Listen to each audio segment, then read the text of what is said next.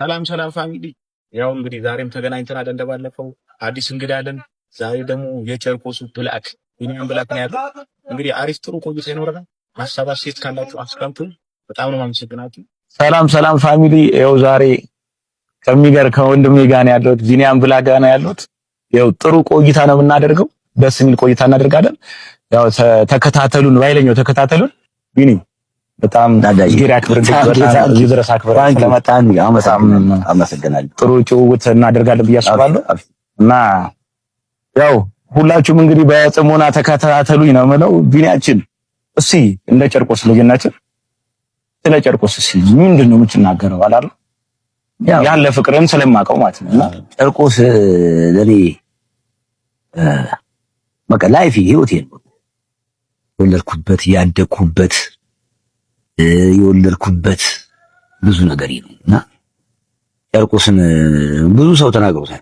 ቃላት የለኝም። በቃ አገር ነው ተብሏል። ከሀገር በቃ ምን አለ በቃ ለኔ ጨርቆስ ሁሉ ነገር ነውና በጨርቆስ አልደራደርም። በቃ ስቲል ነው የትም ሄጄ 15 ቁጥር ማለት ነው ለብሶ አሁን ድረስ ማለት ነው። በቃ ጨርቆስ በቃ ብዙ ነገር ነው። ጨርቆስ ፍቅር ነው። ምን ብዬ ልንገርህ? እግዚአብሔር አምላክ እንኳን ጨርቆስ ፈጠረኝ።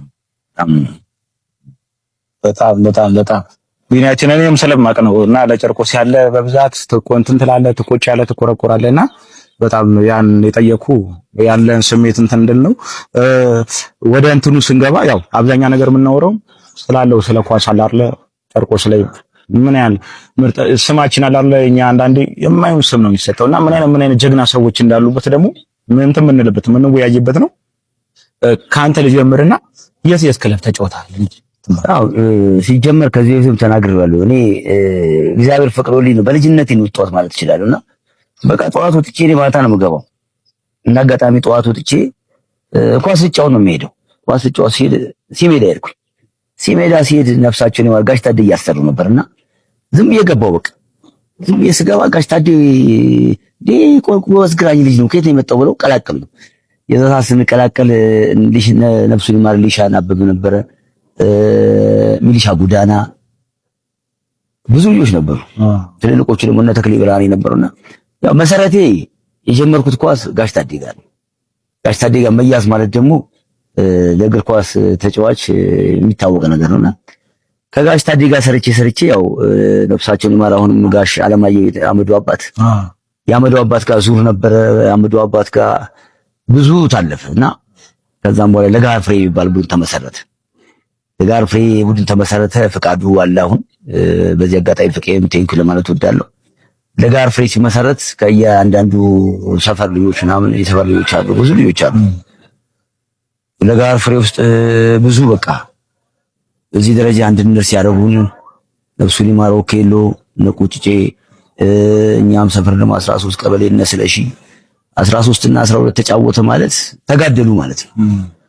በቃ ተጋደሉ እነ ስለሺና እነ ኦኬሎ ነቁጭጬ ተጋደሉ። በቃ አይተ ነበር በጣም በስመ አብ ወወልድ ወመንፈስ ቅዱስ ይገርማል። በቃ ድልድዩ እየተናጋ ነው የምንመጣው የምንሄደው እና በጣም የመከባበር በጣም ጥሩ ጊዜ ነበር ያ ጊዜና በዚህ አጋጣሚ እነ ስሌም እነ ሉጮም እነ ካሳሁን ብዙ ሰዎች ሳፖርት አድርገውናልና የዚህ የመድረሳችን ሚስጥር እነሱ ናቸው።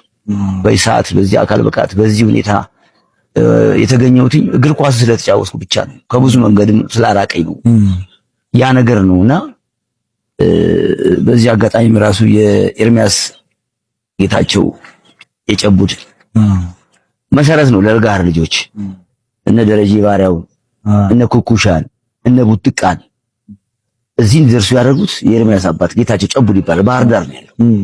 እንደውም እኔ በአንድ ወቅት ከደደቢት ወጥቼ ባህር ዳር ገብቻለሁ። ሳፖርት አድርገውኛል።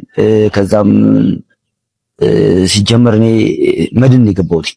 መጀመሪያ ጊዜ መድን ነው የገባሁትና መድን ስገባ 4 ልጅ ለመያዝ 600 ሰው የተመዘገቡ 4 ልጅ ለመያዝ 600 ሰው ከ600 ሰው የእናንተ ራሱ ጽናቱ ያረዳዳ ከባድ ጊዜ ነው። ያው ከ600 ሰው 4 ልጅ ነው የተያዝኩትና በዚህ አጋጣሚ እኔ መድን ሲያዝ ቄራ አለሜ ብዙ ልጆች የጨርቆስ ልጆች አስራትና ካሳሁን ተካ ያዘጋጀው ፕሮጀክት ነበር። እዛ ፕሮጀክት ውስጥ ተያዙ እነ ቄራ ምናምን። በአጋጣሚ አልተያዝኩኝ። በቃ አለቀስኩ። ምትች አርሰው እንትን ይላል ብዙ ነገር ታልፏል። በጣም ዋጋ ተከፍሎበታልና ከባድ ነው። አይዞን እኔ በጣም ያው አላለ አንዳንዴ እንደዚህ የሚል ነገር ሰው ለምን አቆመ ምናምን። አንዳንዴ አይሆንም ጓደኛ አለኝ አሁን የሚጫወትና አሁን አቁሟል። ሰው የሚያውቀው መጨረሻውን ነው የሚያውቀው። አቆምኩ ስትል ወይ ምናምን ነው የሚያውቀው ምን ያህል መከራ አሳልፈ እየታገልክ እንደሆነ። አንዳንድ ሰው ኳሱን ያንተ የማይል ሰው ወይ ዝም ብላ በሱስ ወይ ምናምን በሆነ ነገር ዝም ብላ ያቆምክ ነው ይመስለው። ዋጋ አለው፣ በጣም ብዙ ዋጋ አለው። በጣም ያ ነገር እንትን ስላለኝ ያንተም ስሜት ደግሞ ያ ነው። ባለፈውም ስጠይቅ እኔ የከፈልኩትን ዋጋ አለ አይደል ብሎኛልና አንተም ደግሞ የከፈልከው ዋጋ ደግሞ በጣም ትልቅ ነገር ነውና ሶሪ ዳዳ። ኧረ ምንም እንትን ነው ያው ወደ ሌላ ነገር ውስጥ ገባሁኝና ብዙ ነገር ነው በቃ። ከዛ እነሱ ተይዘው ምናምን ያልተያዝኩኝ። ከዛ ካሳሁን ተካጠራኝና አንተ ፕሮጀክት ምን ያደርግልሃል? ፕሮጀክት ምን ያደርግ ሲመጫወት እኮ ትችላለህ አለና ከ500 ሰው 400 ሰው ሲያዝ እኔ መዲነት ያዝኩት እና ያቺ መዲነት ተጫወት ጌም አድርገን ማሊያውን ጠዋት ተብሎ የመዲን ማሊያ እነ ተክሌ ብርሃኔ የለበሱት ማሊያ ነው። ያቺ ማሊያ እየሰፈር ነው የወጣሁት። በቃ ሰፈር ገብቼ እነ ቄራ ፕሮጀክት ናቸው እኔ ሲገባው ደሞዝ 40 ብር ያቺ 40 ብር ሀዲድ ገብተን ሲሊፐር ይገዛባታል፣ ቱታ ይገዛባታል። እዛ ሻሜታ ቤት አለች። ሻሜታ ይጠጣሉ። በቃ ጊዜን በጠቅላላ ማሳለፈው በኳስና ኳስ ብቻ ነው። በቃ ብዙ ነገር ነው እንትን የተባለው። እዚህ አጋጣሚም ያው ነቄራ ምናምን ብዙ ልጆችም በኳስ አቅቷቸው ሳይሆን ጊዜው አስቸጋሪ ስለነበር ነው ተሰደው ሄዱት እንጂ መጫወት አቅቷቸው አይደለም። መጫወት ይችሉ ነበር። ሁሉም በጋርፎ የነበሩ ልጆች በጠቅላላ ማለት መጫወት ይችሉ ነበር። ግን ጊዜው አስቸጋሪ ነው። ሳፖርት የሚያደርግ ሰውም የለም። ማን ሳፖርት ያደርጋል? ማንም አያደርግም። ተሽከርከረ ትሄዳለህ፣ ትሞክራለህ፣ ወይ ትያዛለህ፣ ወይ ገንዘብ አምጣት ትባላለህ። ከባድ ነው። እኔ እንዲህ ነው አይደለም።